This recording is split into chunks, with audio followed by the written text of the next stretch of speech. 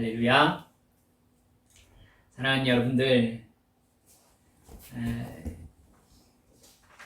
지금 이 언약은 여호수아가 출애굽 1세대로 살아남은 유의한 두 사람이 누구죠? 여호수아와 갈렙이죠. 이 여호수아와 갈렙이 이제 두 사람만 살아남은 상태에서 모두 출애굽 2세대들인 거예요. 그러니까 성인이 되기 전에 홍해를 건넜거나 아니면 광야에서 태어난 사람들인 거죠. 이 사람들 앞에서 이제 세겜으로 이스라엘 총회를 다 모아놓고, 그러니까 가나안 땅에 들어간 출애굽 2세대들을 다 모아놓고, 너희들이 가나안 땅에서 여호와를 섬기는 것을 중단하여 우상을 섬기면 너희들이 가나안 땅에서 멸망당할 것이다. 그러므로 이제 오직 여호와만 섬겨라. 조심히 하나님만 사랑해라. 이렇게 여호수아가 얘기를 하거든요. 자기가 죽을 날이 얼마 남지 않았다고 생각하니까 그 얘기를 하는 것입니다. 그러니까 역시 출애굽 2세대다라는 생각이 들어요. 출애굽 2세대들은 1세대들보다 믿음이 확실히 좋습니다. 우리가 절대 우상을 숭배하지 않겠습니다. 하나님께서 우리에게 베풀어 주셨던 그 언약을 우리가 끝까지 지키겠습니다.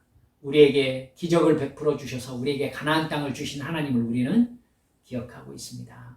이렇게 응답하는 모습을 볼 수 있어요. 역시 출애굽 2세대입니다. 여러분, 이렇게 해서 출애굽 2세대가 살아있는 동안에 이스라엘이 하나님을 떠나지 않았다라고 여러분 사사기 지금 진도 나가시고 있죠? 사사기에서 여러분 읽으셨을 것입니다. 사랑하는 여러분들, 출애굽 2세대는 그러니까 참 이집트에서 나와서 가나안 땅에 정착하기까지 가장 믿음이 좋았던, 하나님께서 기뻐하셨던 세대가 아니었을까라는 생각을 합니다. 이제 여호수아 시대 때 있었던 장로들이 모두 다 죽은 다음에 이스라엘이 이 사사 시대의 암흑기로 들어가는 모습을 여러분 지금 살펴보고 계시죠? 하나님께 응답받는 기도 생활, 응답받는 기도는 진짜 어렵지 않습니다. 왜 어렵지 않습니까? 여호수아가 우리들에게 이렇게 해라 라고 말씀하고 있는 그 말씀대로 하기만 하면 절대로 하나님은 우리를 버리지 않으십니다. 늘 기도에 응답하시면서 내가 너희의 하나님이다 약속하셨습니다. 근데 출애굽 1세대처럼 혹은 여호수아 이후 세대처럼 하나님을 떠나고 자기 마음대로 세상에서 살고 싶은 자기 욕심에 사로잡히니까 하나님과의 관계가 차단되고 하나님의 침묵을 경험하게 되고, 우리도 그렇습니다.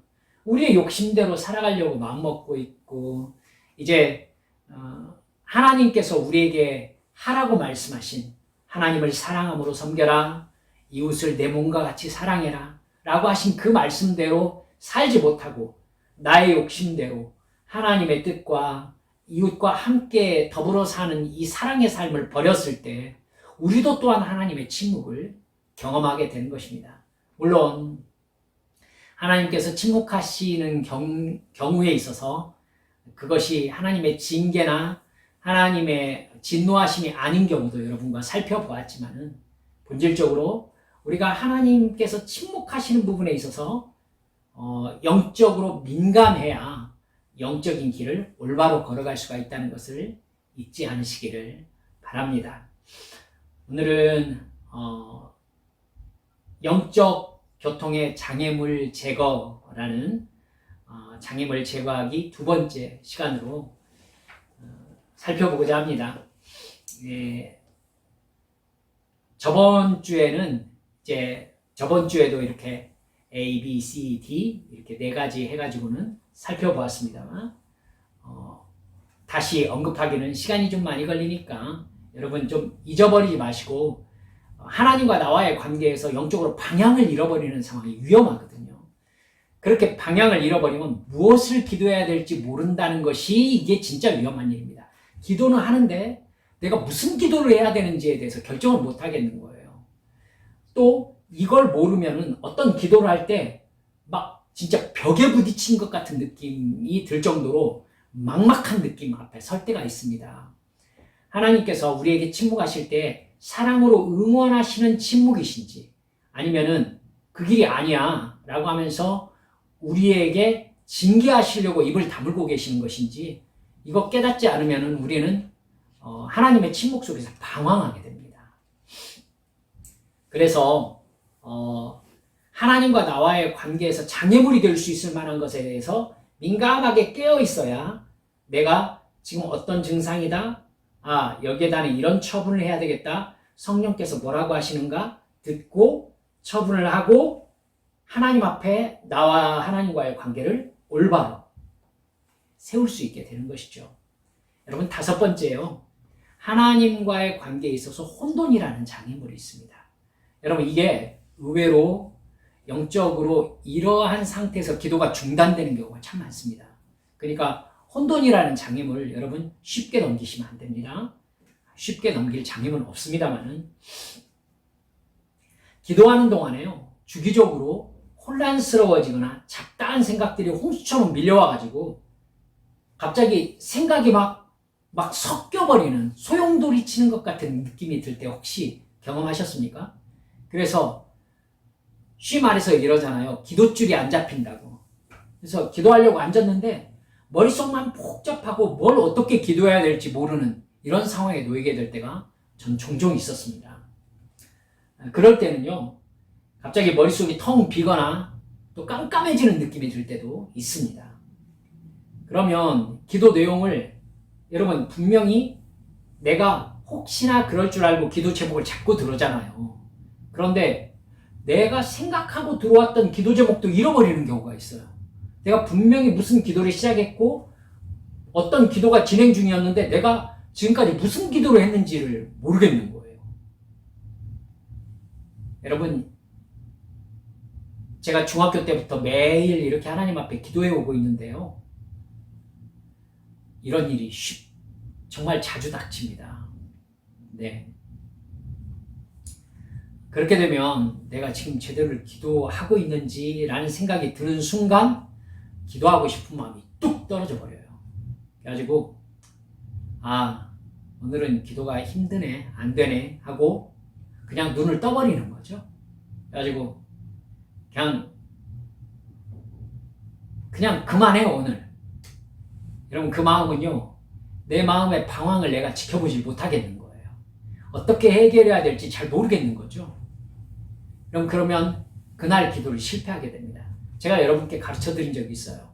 그럴 때 어떻게 하라고 했죠?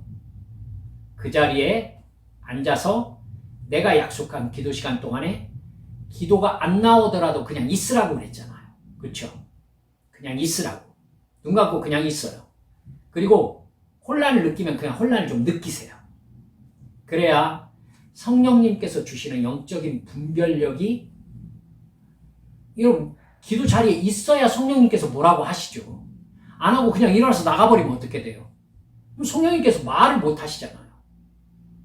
그러니까 그런 상황에 놓이더라도 기도 자리에 그냥 앉아 있으셔야 됩니다. 자, 이제 그럴 때 어떻게 조치할 수 있는지 한번 살펴봅시다. 그런 일이 일어나는 원인은요, 첫 번째, 기도를 통해서 내가 어떤 효과를 보려는 나의 목적이 있을 때 발생하는 경향이 있습니다. 성령님께서 내 기도를 확 인도해 가셔야 되는데요, 내가 내 기도를 끌고 가려고 마음먹은 거예요. 왜냐하면 기도하고 싶은 게 있었던 거야. 그래서 기도 제목을 정했어요. 그래서 우리가 처음부터 하나님 앞에 하나님 이것 좀 주세요 이러지 않잖아요.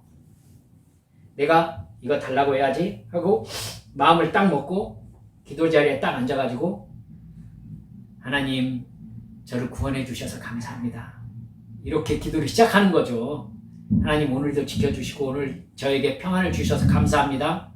여러분, 감사한 거 맞아요. 근데요, 혹시 못 느끼셨어요?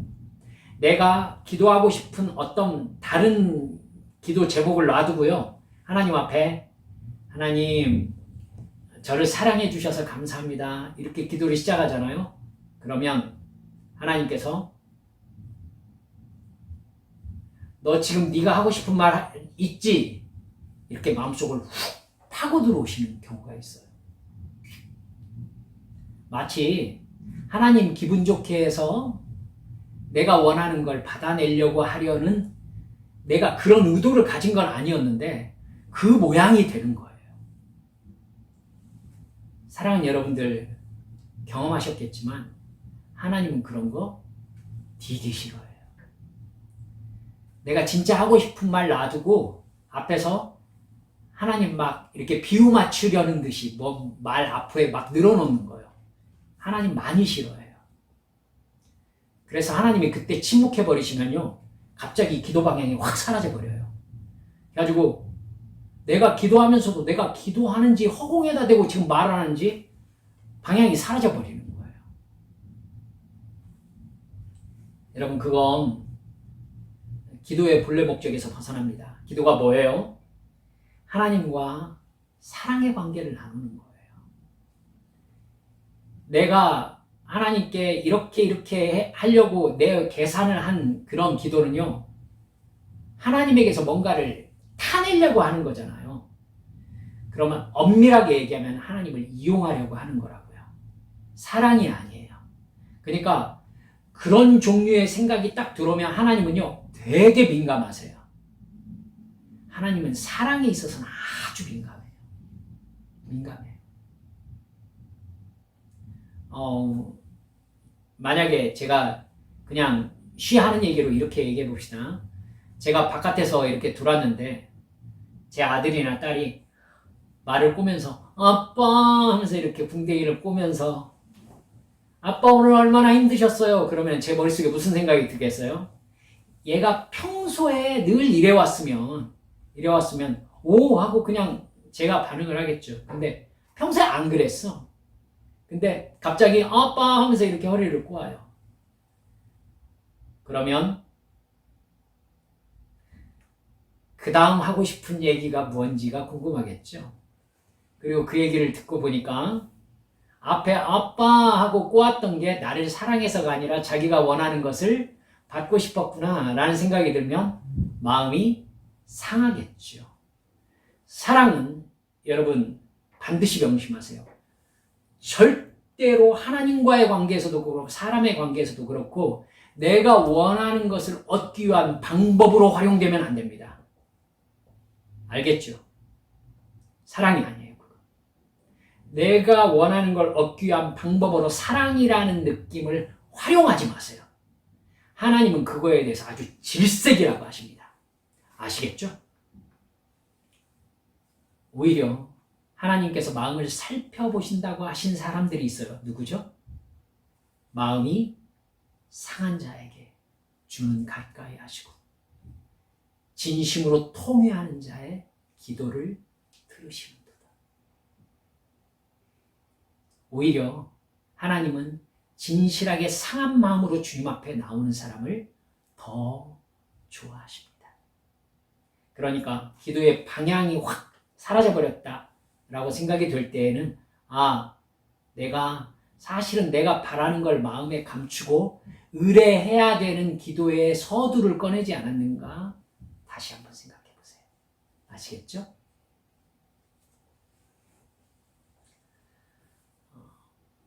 하나님께 이뤄달라고 때를 쓰듯 기도하는 것은요, 아주 어린 신앙이 아니면 하나님과 핀트가 늘 어긋나게 되어 있습니다. 기도의 본래적인 목적과 내 행동이 어긋나기 때문에 하나님과 사랑의 교감이 이루어지지 않는 것입니다. 그러면 나는 그 자리에 계속 앉아 있어도 홀로 버려진 느낌으로 계속 내가 하고 싶은 얘기만 그냥 하는 거예요. 그러면서 기도를 계속해 나가기 어려운 마음 상태가 돼요. 여러분, 영적으로 많이 자란 사람일수록 이 증상이 더 심하다는 거 아셔야 됩니다. 기도 생활 오래 한 사람일수록 여러분, 기도의 본래의 목적에서 떨어지면요, 기도가 오히려 더 쉽게 막힙니다. 오늘 여러분들 제가 미리 오늘 듣는 말씀을 위해서 기도해 달라고 여러분께 부탁드렸죠. 사탄이 이 틈을 진짜 잘 탑니다. 내가 왕 되려고, 내가 바라는 내가 되려고 하는 그 틈, 사탄이 바로 끼어들어요. 그래서 기도를 확 흐트러 버립니다. 하나님과의 관계가 엉망이 되어버린다고요. 그때 내가 기도를 제대로 하고 있는지에 대해서 회의가 들면서 여러 생각들이 막 섞이면서 혼돈 증상이 일어납니다. 여러분, 그렇게 기도할 때에 두 번째로 기도 시간에 십자가 보혈의 은혜를 의지해서 성령님의 임재와 감동을 간구하며 하나님과의 사랑의 관계가 이루어져야 되는데 그렇지 않고 앞에 말씀드렸듯이 이렇게 나의 뜻에 붙잡혀 있을 때에는요, 그 사이를 악령이 틈타기도 합니다. 악령이라고 하니까 무서워하지, 이렇게 그 공포영화 본 느낌으로 여러분 생각하시면 안 돼요. 그런 악령은 가짜예요. 오히려 악령을 두려워하게 만들기 위해서 인간의 머릿속에 집어넣은 사탄의 계략입니다. 악령이 이빨은 왜 삐죽하고 왜 뿔이 났대요? 뭐 하려고? 여러분, 그렇게 제가 이렇게 만나본 사람들 중에는요, 그렇게 하나님과 기도가 어긋나기 시작하면서 마음과 생각에 혼돈이 찾아오면은요, 몸에 특정한 증상이 나타나는 사람도 있었습니다. 몸에 갑자기 몸살기가 돈다든지, 아니면 통증이 어느 부분에 생긴다든지, 두통이 심하게 생기는 사람들도 있었어요. 여러분, 이런 증상이 있을 수 있으니까 알고 계셔야 된다는 겁니다. 그때는요, 내가 지금 나를 위하여 십자가를 지신 예수님 앞에 용서받은 죄인의 마음으로 그 사랑을 사모하며 기도 자리에 나와 있는지, 하나님의 능력을 이용해서 내 뜻을 이루려 하는지를 잠잠히 살피고 회개해야 합니다. 사탄이 제일 무서워하는 것보다 회개입니다. 회개입니다. 분명히 악한 영은요, 죄라는 먹이가 있으니까 나에게 온 거예요. 사탄은 죄를 먹고 삽니다. 말이 좀 그래서 그렇습니다만, 여러분, 똥이 있으면 똥파리가 꼬이는 게 당연합니다. 그러니까 똥파리를 잡아야 소용이 없어요. 어떻게 해야죠? 여러분, 마음으로 대답하세요. 똥파리가 있으면 어떻게 해야 되죠? 똥을 치우면 돼요. 똥을. 제가 여러분 마음속에 이렇게 남으라고 제가 좀 극단적인 지저분한 얘기를 합니다. 똥 좋아하시는 분 계십니까? 사랑하는 여러분들, 똥파리가 있으면 똥을 치워야 합니다. 똥파리를 잡으려고 하면 안 돼요. 증상을 호전시키려고 하면 안 되고 본질을 봐야 된다는 거예요. 아시겠죠? 나의 이 증상이 지금 악령이 틈타고 있고 내 마음을 죄를 짓게 해서 하나님으로부터 뺏어가려고 하는 지금 사탄이 틈타고 있는가? 라는 생각이 들 때에는요, 그냥 회개로 들어가 버려야 돼요. 기도할 때. 여러분, 회개로 들어가 버리세요. 그래서 성령님께 간구하는 거예요. 주여, 저에게 회개해야 될 죄가 있습니까? 지금 악령이 틈타고 있는 것을 제가 느끼고 있습니다. 죄가 있습니까? 회개하겠습니다. 여러분, 죄가 회개되어지면요, 사탄은 거기에 머물 수가 없습니다. 죄가 있으니까 사탄이 있는 거예요. 악령, 귀신. 그래서 여러분, 제가 왜 똥이라고 하는지 이해하시죠? 예수님께서 귀신을 일컬을 때 일관되게 했던 얘기가 뭡니까? 더러운 귀신아, 더러운 귀신아. 바꿔 말하면요, 똥 같은 귀신아예요. 바알세붑, 무슨 뜻입니까? 똥파리의 왕이란 뜻입니다. 여러분, 더러운 죄가 사탄의 활동 무대입니다. 육신의 욕망에 매인 나를 지배하는 근거가 되는 것입니다. 따라서 거룩함과 정결함이 회복되면 사탄은 물러날 수밖에 없습니다. 똥을 치우면 똥파리는 사라지게 돼 있어요. 정결함과 거룩함은 죄사함을 받은 마음이에요. 그렇죠? 죄사함은 예수 그리스도의 십자가 대속의 죽음과 부활을 온전히 믿는 믿음을 통해서 나에게 부어지는 것입니다. 그러니까 내 모습이요, 평소에 내가 아니라 여러분의 마음속에 기도를 하는데, 여러분 마음속에 이럴 때 있어요. 저는 이제 겪었으니까 여러분 써서 여러분과 나눕니다만은 이상한 적대감이 들 때가 있어요. 누구를 향해서, 또는 나의 옛날 기억이 확 떠오르면서 나를 힘들게 했던 사람에 대해서 갑자기 적대감이 확 올라옵니다. 그리고요, 분노가 올라와요. 미움이 막 마음속에 듭니다. 고개를 흔들고 막 막 이렇게 쫓아내려고 해도 마음속에 한번 확 상해버리면요, 막 생각이 매여요, 그렇게. 왜 나는 그렇게 살아야만 했을까? 그 순간 왜 그런 일이 그때 거기에서 일어났을까? 이런 생각이 자꾸 든다고요. 그 마음에 사로잡히면 불신의 마음이 찾아옵니다. 의심이 찾아오고요. 그러면 기도의 방향이 잡히지 않고 혼란스러운 마음이 듭니다. 그때 여러분, 내 죄악의 마음을 통해서 사탄이 틈탔구나. 이 죄악의 마음, 나의 이 분노의 마음, 이게 나의 무엇으로부터 왔을까? 라고 여러분 찬찬히 살펴보셔야 돼요. 그때 성령님께서 여러분들에게 감동하십니다. 그때 여러분에게 깨달아질 거예요. 내가 그때 누구를 보고 질투했구나. 혹은 누구를 보고 그 사람을 향해서 저 인간 없어져 버렸으면 좋겠다라고 분노했구나. 막 이런 마음이 생기고 그 죄가 회개되지 않은 채 내 마음을 지배했었구나. 이 생각이 들면요, 여러분 기도의 줄이 잡히지 않습니다. 어떻게 해야 된다고요? 주님, 회개합니다 하고 회개 자리로 확 들어가야 돼요. 주님, 그 제 마음을 회개합니다. 여러분 스스로 회개 못해요. 성령님께서 그때 임하십니다. 왜냐하면 성령님이 누구시기 때문에 죄에 대하여, 의에 대하여, 심판에 대하여 우리를 교훈하시고 여러분 하나님의 평강으로 인도하시는 분이시기 때문에 성령님이 가장 적극적으로 도와주시는 게 무엇입니까? 회개입니다. 그렇기 때문에 사탄이 제일 싫어하는 게 뭐라고요? 회개라고요. 회개로 들어가십시오. 그러면 기도의 줄이 잡히기 시작합니다. 즉시 하나님께 죄를 지었음을 고백하고 회개하여 그 죄를 떠날 것을 다짐하고 약속하세요. 그 후에 주님께서 내 죄를 씻었음을, 진짜 씻으셨음을 진짜로 믿으세요. 그 다음에 내 생각을 어지럽히는 악령을 예수님의 이름으로 저주하는 것입니다. 나의 죄성을 이용해서 기도 시간마저 죄를 짓도록 유혹하는 더러운 마귀야, 더러운 귀신아, 나의 죄를 속하시려고 내 대신 십자가를 지신 예수 그리스도의 이름으로 너희에게 명하노니 나의 생각과 몸을 놓고 떠나가라. 나는 예수님의 보혈을 의지해서 회개했으니 너의 소유가 아니다. 너에게 속한 자가 아니다. 라고 담대히 선언하세요. 여러분 제가 이게 써놓은 그대로요, 외우세요. 그리고 외워지지 않으면 읽으세요. 사탄이 떠날 수밖에 없습니다. 하나님이 주신 평안이 밀려오면서 주님의 임재가 여러분들에게 느껴지기 시작할 거예요. 아시겠죠? 해보세요. 그러면 성령님께서 내 기도를 확 낚아채십니다. 이걸 경험해야 기도를 하고 싶어요. 성령님께서 기도를 확 낚아채셔가지고 갑자기 입에서 방언이 탁 터지면서, 아니면 내 생각 속에서 기도해야 될 제목들이 성령의 감동하심으로 막 쏟아집니다. 그래가지고 기도가 막 쑥 나오기 시작해요. 시간 가는 줄 모르고 기도하는 성령의 임재를 경험하게 됩니다. 여러분 그 시간이 얼마나 중요한지 아세요?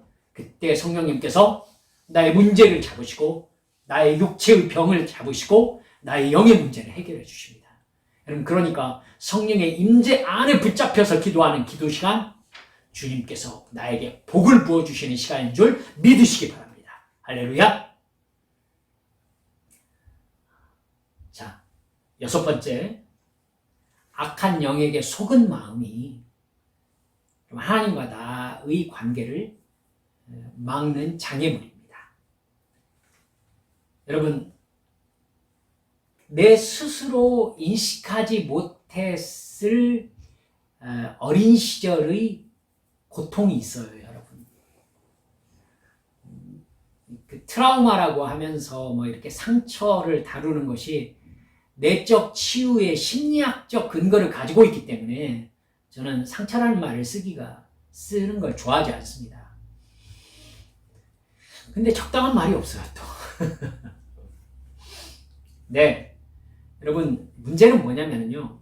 내가 바깥에서 오는 나를 괴롭게 하는 상처들, 자극들, 고통들에 내가 나를 인식해서 대항할 수 있을 만한 자기 인지가 자라난 상태에서 받는 상처는 처리가 가능하잖아요.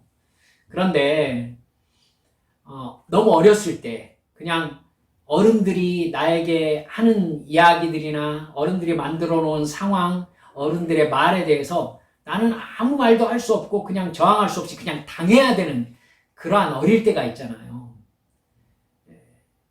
고통스럽게도 사실 그럴 때 받았던 그 고통들과 상처들, 트라우마들은요, 내가 세상을 대하는 눈을 형성해버려요. 가치관을 형성한다고요.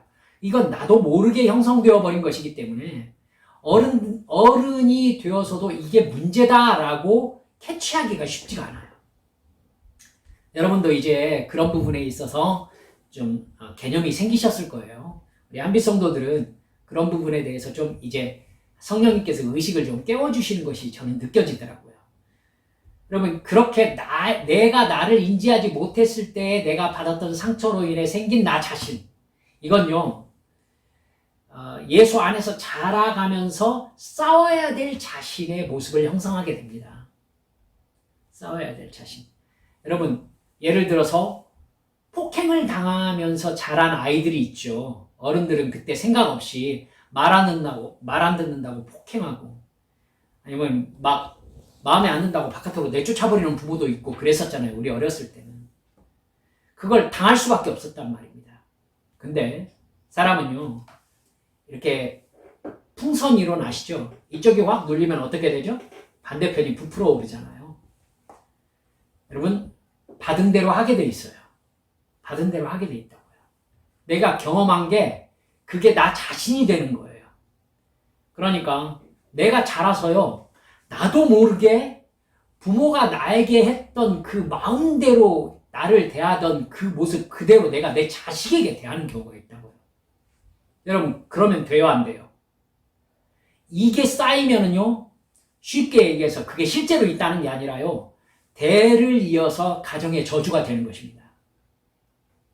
왜냐하면 그 상처를 부모가 반복하고 아들이 반복하고 딸이 반복하고 해가지고 상처가 계속 대물림되는 거예요. 이걸 뭐 영적으로 뭐 귀신의 뭐라고 얘기를 하는데요. 여러분, 죄를 귀신 탓이라고 하지 마세요. 참, 어디서 그런 말도 안 되는 짓을. 죄는 의지적으로 내가 짓는 겁니다. 귀신이 나를 막 그렇게 사로잡지 않아도요, 나는 충분히 죄를 지어요. 그만큼 나는 악해요. 귀신 탓이 아니에요. 여러분, 내가 귀신에 사로잡혀서 죄를 지었으면은 나중에 나 대신 귀신이 지옥 갑니까? 아니잖아요. 그죠? 내가 죄를 지었으니 내가 지옥 갑니다. 그죠? 내가 구원받지 못했으니까 내가 지옥 가지. 귀신 탓하면서 귀신이 나를 유혹해서 그랬다고요? 아니요. 굳이 그 논리로 얘기하면은요, 내가 죄를 지음으로 귀신을 초대한 것입니다.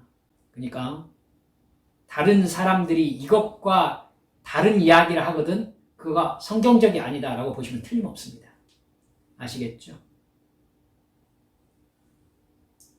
여러분, 사랑 없이 말과 언어의 폭행이 많았던 부모와 가정에서 자란 사람은요, 그 상처 때문에 이 세상에 사랑이 없다고 생각하게 돼요. 또 진정으로 믿을 수 있는 사람 역시 없다고 생각하게 되죠. 생각의 전제가 그렇게 자리 잡혀가지고 그 안경으로 인생을 바라보는 거죠. 그러면 문제는 하나님에 대한 생각도 그렇게 자리 잡히게 된다는 게, 이게 정말 심각한 문제입니다. 하나님의 사랑을 믿을 수가 없는 거죠. 하나님도 나에게 바라는 것이 있어서 사랑한다고 말하신다, 이렇게 생각하는 겁니다. 여러분, 혹시 여러분 안에 그런 생각이 있으신 분 계십니까? 하나님이 나를 사랑하신다라고 하면은 하나님도 나에게 얻으실 것이 있구나, 이런 생각이 혹시 드십니까? 저는 오랫동안 그 생각에 시달렸었습니다. 그런 사람들은요, 대부분 하나님을 율법적으로 이해합니다. 말씀대로 잘 순종하면 괜찮고, 죄를 짓고 잘못하면 하나님이 나에게 폭행을 행사할 수 있다라고 생각하는 거예요. 그러니까 벌을 주고 징계하고. 여러분, 그러니까 엄격한 하나님이라고 생각하는 거죠. 왜요? 부모가 나를 그렇게 대했던 거예요. 그 눈으로 하나님도 생각하는 겁니다. 그러니까 저 같은 사람에게는 아버지의 모습으로 하나님이 오버랩 되는 거예요. 이게 정말 큰 고통인 겁니다. 아버지한테 이를테면 매를 맞던가 이런 기억이 강하게 남아있는 사람들은요, 내가 잘못하면 하나님께서 그 이미지로 떠오릅니다. 그래서 나에게 매를 때릴 것 같은. 여러분, 그 사람이 하나님께 순종하겠죠? 합니다, 여러분. 근데 어떤 마음으로 순종할까요? 하나님을 사랑해서가 아니라 나에게 폭행을 행하실지도 모르는 하나님이 두려워서 그러는 거죠. 따라서 여러분, 그 사람은 하나님의 말씀 듣는다고 율법적으로 정말 잘 순종하겠죠. 여러분, 때때로 그 사람이요, 은혜 받는 모습도 보여요. 다 제 이야기니까 내 얘기 하시는가? 이렇게 생각하지 않으셔도 됩니다. 제가 그랬어요, 제가. 정말 열심히 예수 믿는 모습 보여요. 근데 그게 하나님을 사랑하는 게 아니라 사실은 하나님이 무서워서 그러는 거예요. 무서워서. 이건 하나님이요, 그런 저를 이해하셨어요. 이해하셨어요. 근데 이 문제를 반드시 해결해야 돼요, 하나님은. 하나님과 깊은 사랑의 관계로 들어가려면 하나님이 그런 하나님이 아니라는 걸 나에게 보여주셔야 되는 거예요. 그리고 내 안에서 그런 하나님 상을 제거하셔야 되는 겁니다. 시간이 오래 걸려요. 저도 오래 걸렸습니다. 오래 걸립니다. 여러분, 그 사람은요, 순종하면서 사실은 남에게 티를 내지는 않지만 마음속에 스트레스가 아주 심합니다. 그러니까 그 사람은요, 교회에 나와가지고 그 어떤 무언가를 하는 것이 사실은 속으로는 싫어요. 속으로는 싫은데 하긴 해야 돼요.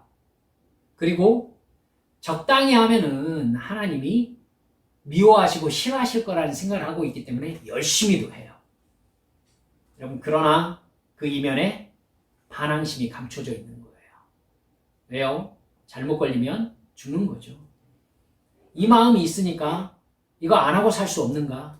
라는 생각을 하게 되는 겁니다. 하나님과의 관계에서 심각한 장애를 가지고 있는 거예요. 그 사람은 하나님이 나를 진짜 사랑한다는 걸 믿지 않아요. 하나님이 나를 존중하신다는 걸 믿지 않아요. 그 사람이 진짜 믿는 건 뭐예요? 내가 죄인이라는 건 믿어요. 왜냐하면 나 스스로도 내가 보기에 내가 나쁜 놈이에요. 그러니까 죄인이라는 건 믿어요. 근데 나를 아무 조건 없이 받아주시고 나를 거듭나게 하시고 새 사람이 되게 하셨다는 거에 대해서는 믿어지질 않는 거예요. 여전히 죄를 짓고 있는데. 그러니까 그 사람과 하나님과는 끝내 무슨 관계를 맺냐면은 하나님의 강압에 의해서 어쩔 수 없이 복종해야 되는 노예의 태도인 겁니다. 여러분, 그건 분명히 거짓에 속은 것입니다. 거짓에 속은 거예요. 그게 사실은 악한 영에게 속은 생각입니다. 하나님은 우리를 존귀한 자녀로 대하십니다. 존귀한 자녀로 대하세요. 하나님은 우리에게 강압적인 폭력을 행하지 않으십니다. 사탄은 돈과 권력을 위해 살아가는 죄의 본성을 가진 우리가 세상과 하나님을 바라보게 되는 전제를 알고 있어요. 너는 이런 식으로 하나님을 인식할 수밖에 없는 죄인이야. 사탄이 잘 알아요. 그래서 죄로 인해서 잘못 형성된 인생의 전제로 예수님의 이미지를 형성하게 사탄이 도와줘요. 그렇게 사탄의 영향을 받은 죄의 본성을 따라서 형성된 예수님의 이미지는요, 무서운 이미지인 거예요. 또 말로만 사랑한다고 말하실 뿐 내 눈으로 볼 때는 저 사람을 훨씬 더 사랑하는 것 같은 모습이 보이는 겁니다. 저 사람은 하는 일마다 잘 돼. 저 사람은 병도 고쳤대. 저 사람은 자녀가 복을 받는데 나는 되는 게 아무것도 없는 것 같아. 나만 미워하는 것 같아. 근데 나를 사랑한대. 어쩌겠어. 사랑한 줄 알아야지. 아멘 해야지. 근데 마음속으로는 저 사람을 더 사랑하시면서 이 마음이 있는 거예요. 있는 거예요. 이러면은요, 하나님이 나의 사랑에, 나의 상황에 별로 관심이 없어 보입니다. 나에게 무관심하고 냉담한 예수님, 칭찬은 없고 죄에 대한 가차없는 지적만 있는 예수님, 이런 폭력적이고 이중적인 예수님의 모습을 예수님 상으로 간직하게 되는 거예요. 여러분은 그러지 않으시길 정말 바랍니다만은 저는 오랫동안 이런 예수님 상과 싸워서 시간 오래 걸려서 이 부분을 극복했습니다. 여러분, 사탄의 거짓말입니다. 제가 맨 처음 말씀드렸죠. 똥파리가 있으면 어떻게 해야 된다고요? 똥을 치워버려야 된다고요. 절대로 그 생각에 걸려 넘어지셔서는 안 됩니다. 경건하게 생활한다는, 경건하게 신앙생활한다는 사람 중에 이렇게 생각하는 사람들이 참 많습니다. 제가 그런 과정을 겪었기 때문에 제 눈에는 그런 생각을 하는 사람이 보이는 거예요. 그래서 그런 마음의 고통을 가지고 있는 분들과 이야기할 기회들이 종종 있었습니다. 사랑하는 여러분들, 사탄이 우리에게 잘못된 예수님 상을 심은 것입니다. 알았죠? 내가 죄악에서 온전히 자유롭게 되지 못했기 때문에 그래요. 죄와 사망의 법에서 온전히 해방되지 못했기 때문이에요. 그럼 언제 해방됩니까? 여러분, 오늘 해방됩니다. 여러분, 그럼 그 다음부터 죄를 짓지 않습니까? 아니요, 죄를 지어요. 하지만 오늘 해방된 기쁨에 사로잡히면 예수님 상이 올바로 자리 잡힙니다. 내일 죄를 지을 수 있어요. 내일 또 거듭나면 되잖아요. 그렇죠? 거듭나는 나의 믿음 생활은 내가 죽을 때까지 계속해서 거듭나는 겁니다. 제가 무슨 의도로 이 말씀 드린지 아시겠죠? 계속. 온전히 거듭나지 못했는데 그럼 이 상태에서 죽으면 지옥 간다는 말입니까? 그 말이 아니라는 거예요, 여러분. 이해하시기 바랍니다. 날마다 거듭나는 거예요. 구원은 받았고, 받고 있고, 받을 것입니다. 날마다 지금 구원받고 있는 거예요, 우리는. 날마다 지금 거듭나고 있는 거예요. 죄와 사망의 법에서 오늘도 벗어나는 거예요. 옛 자와 오늘도 싸우는 겁니다. 그러면서 죄와 싸워서 죄를 짓지 않고 육의 욕망을 따라 살아가지 않고 영을 따라 성령님의 인도하심을 따라 살아가는 우리, 이게 사탄의 유혹으로부터, 사탄이 잘못 만들어 놓은 하나님 이미지로부터 벗어날 수 있는 방법입니다. 사탄이 이걸 통해서 우리의 신앙을 아주 크게 흔들거든요. 이 부분에서 여러분 실수하면 기도 줄을 잡을 수가 없어요. 사탄이 이 부분을 가지고 얼마나 오랜 시간 동안 강력하게 우리를 주관할 수 있다는 걸 제가 알기 때문에 제가 지난주 중에 여러분들 오늘 오후 예배를 위해서 여러분 함께 기도해 주시고 미리 살펴봐 주시라고 부탁을 드렸던 것입니다. 여러분, 지금의 마음속에 유 목사님이 성령에 붙잡혀가지고 여러분께 말씀드리고 있다는 거 여러분 알고 계시죠? 그런데 그에 못지않게 여러분의 마음속에 강한 반대가 있다면 여러분 지금 성령께서 역사하고 계시는 중이라는 것 이해하시기 바랍니다. 받아들이셔야 돼요.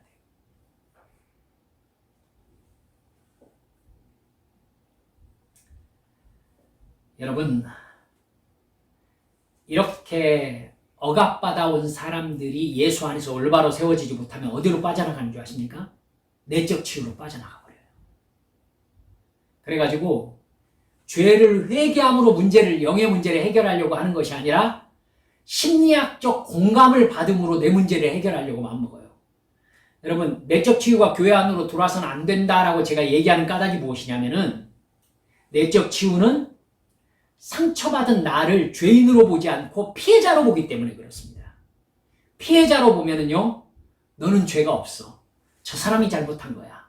라고 하면서 나의 고통을 안겨준 그 사람과 그 상황을 내가 이해하고 공감을 얻음으로써 내 마음에 안정을 얻으려고 하는 방법을 사용하게 되거든요. 이게 인본주의적인 방법입니다. 사랑하는 여러분들, 그건 절대 복음이 될 수 없습니다. 사탄이 그 틈새로 교회 안으로 굉장히 많이 들어왔습니다. 정확히 아셔야 돼요. 여러분, 내 마음의 상처와 고통은요, 회개함으로, 똥을 치워버림으로, 더러운 귀신을 몰아내므로, 예수 그리스도로 인해서 성령께 붙잡혀서 십자가 앞으로 나아감으로 우리 안에 부어지는 것입니다. 예수 믿는 사람의 마음의 평안은요, 바로 십자가 앞에서 얻어집니다. 회개함으로 얻어집니다. 아멘. 이 부분을 끝까지 하셔야지 내적 치유로 빠져나가 버리면 안 됩니다. 큰 교회들이 내적 치유 프로그램을 가지고 들어와가지고 복음과 섞어버렸어요. 한빛교회는 이걸 철저하게 나눌 것입니다. 절대 내적 치유의 심리학적 방법은 교회 안으로 들어와서는 안 됩니다. 여러분, 예수님을 대할 때 내 안에서 예수님을 사랑하는 마음, 그게 아니라 나를 징계하실 수 있다는 두려움, 욕망을 이루기 위한 목적 때문에 겸손하고 마땅히 해야 되는 거 하는 그런 모습, 여러분 이러한 모습을 취하려는 여러분의 마음에 본성적으로 작용이 있다면요, 바로 예수님을 폭력적인 신으로 인식하고 있는 마음이 그 저변에 있다는 걸 감지하셔야 돼요. 폭력적인 예수님이 아니십니다. 죄를 대하시는 예수님의 이미지를 폭력으로 이해하시면 안 돼요. 그건 나중에 얘기합시다. 여러분, 나를 강압적으로 대하시는 예수님이 싫지만 친숙하면 나는 그 예수님 상에 깊이 빠져 있는 겁니다. 저처럼 시간 오래 걸릴 거예요. 그러면 틀림없이. 하지만 싸우셔야 됩니다. 그래서 예수님과 함께 살되 예수님이 내 곁에 계시는 게 너무나 행복한, 내 죄를 용서하셨음이 너무나 마음 뿌듯한, 그래서 주님과 함께 그냥 사는, 여러분 칼럼 읽으셨죠? 아브라함처럼, 네, 그냥 요셉처럼 감옥일지라도 감옥 안에서 주님과 그냥 같이 사는, 네, 그렇게 마음 편안한 주님께서 주신 평안이 있는, 여러분 이런 믿음의 단계에 여러분 꼭 이르시기를 주님의 이름으로 축원합니다. 참된 기쁨과 자유를 누리지 못한 채 영과 육이 병들어가는 모습들을 제가 보았거든요. 빨리 빠져나와야 됩니다. 어떻게 하면 된다고요? 회개함으로 들어가셔서 진짜 예수님 만나고 진짜 성령 충만 받으세요. 진짜. 기도 시간에 느껴지는 잘못된 예수님 상이 나에게 강압적인 복종을 강요할 때 예수님처럼 느껴지는 그 거짓된 그것을 예수님의 이름으로 저주하고 쫓아내세요. 내가 나를 위하여 십자가를 지신 예수님의 이름으로 명하노니 진정한 예수님이 아니라 죄로 인해 왜곡된 이미지의 예수로 나를 속여서 내 생각을 십자가 사랑에서 분리시키려는 거짓말하는 악령과 그 거짓된 이미지는 나를 떠나라. 여러분, 그 악령의 존재를 인식했다면요, 이 부분을 놓고 저처럼 오래 좀 기도하시기 바랍니다.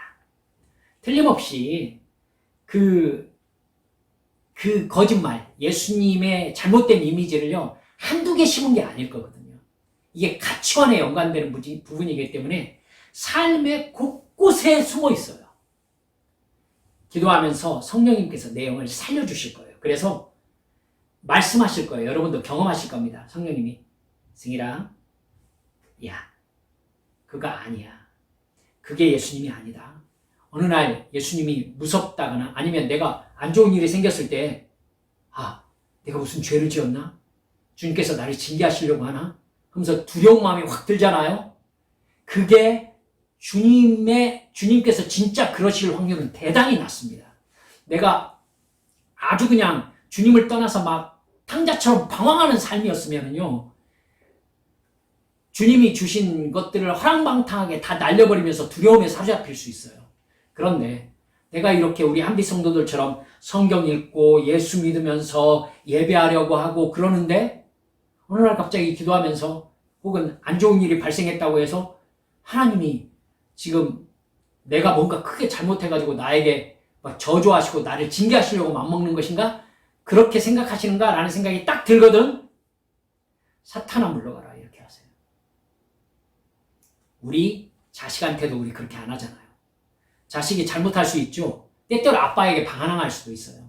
근데 저는 애들한테 네가 감히 너는 이제부터 내 아들이 아니야. 그러면서 집 바깥으로 쫓아내지 않아요, 여러분.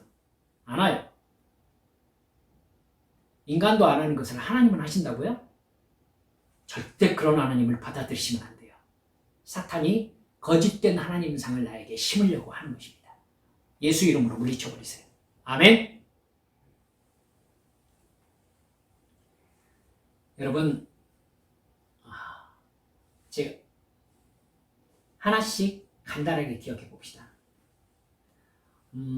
악령들은요, 예수님을 완전하게 모방하지 못합니다. 가짜 예수는 냉정하고 가혹하고 쌀쌀맞고 종교적이고 율법적으로 보입니다. 그렇게 가짜 예수님 이미지는 우리를 억압해서요, 우리에게 강제적인 순종을 받아내면서 군림하려는 느낌을 우리에게 줘요. 예수님은 절대 군림하지 않으십니다.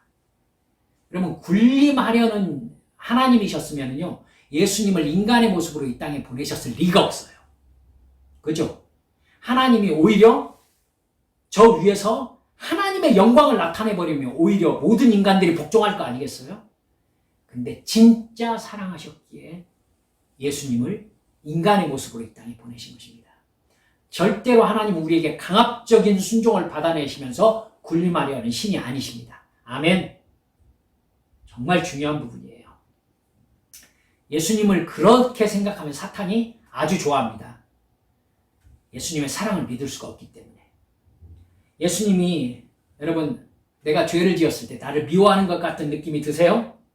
죄를 더 이상 용서하지 않고 나를 버리실 것 같은 막 위태위태한 느낌이 드세요? 예수님이 아닙니다. 예수님이 베드로에게 뭐라고 하셨습니까? 제가 7번까지 죄를 용서할까요? 라고 했을 때 주님이 뭐라고 하셨죠? 7번씩 70번이라도 용서하라, 이렇게 얘기하셨어요. 예수님이 남에게 하라고 하신 것을 예수님이 안 하시겠어요? 말이 안 되잖아요, 성경 말씀하고. 그죠? 그러니까 꼭 기억하세요. 주님께서 나를 받아주시되 내가 진실로 회개하는 죄를 얼마든지 끝까지 용서하신다는 것을. 주님은 그 죄를 용서하시기 위하여 십자가도 마다하지 않으신 분이세요. 그럼 기가 막히신 주님이세요.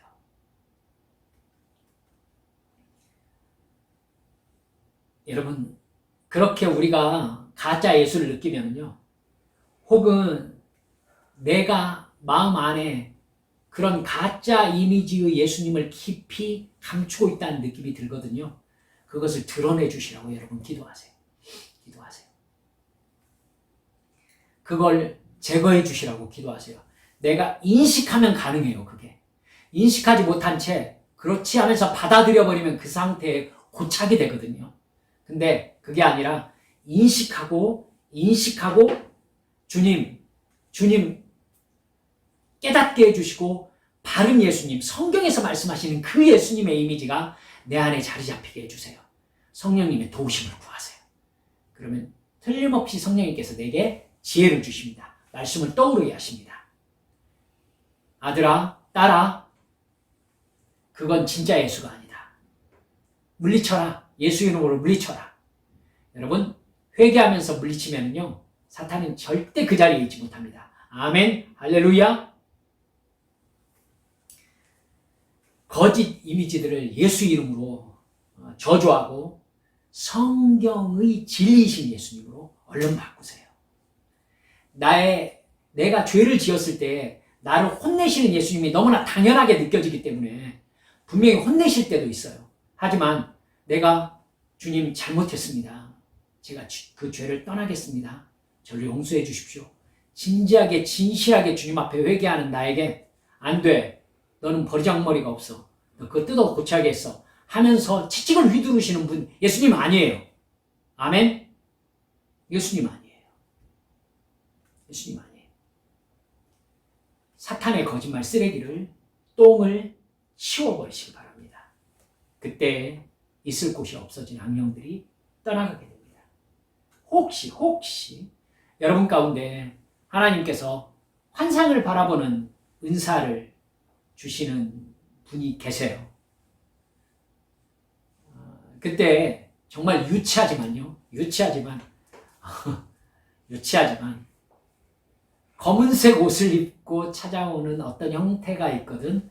그건 거의 100% 예수님의 이미지가 아니라는 걸 아셔야 됩니다. 그게요, 그 검은색 이미지로 음침한 느낌이 드는데도 하는 말은요, 마치 성경에서 들리는 것 같은 그런 느낌으로 막 나를 정죄하는 그런 느낌이 드는 영이 있어요.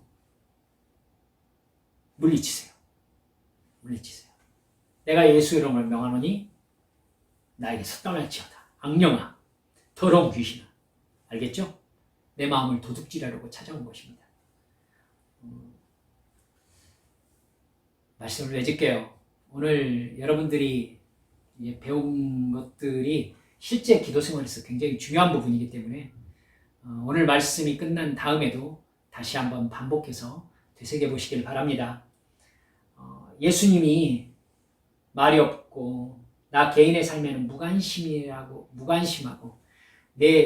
나에게 칭찬은 없으신 채 막 내가 죄를 지을 때마다 강한 양심의 가책으로 너는 하나님의 사랑을 받을 자격이 없다고 막 내 마음을 절망시키는 영을 예수님으로 착각했다면요, 그건 사탄이라는 거 여러분 깨달으셔야 됩니다. 물리치세요. 절대 그런 분이 아니십니다. 아시겠죠? 네.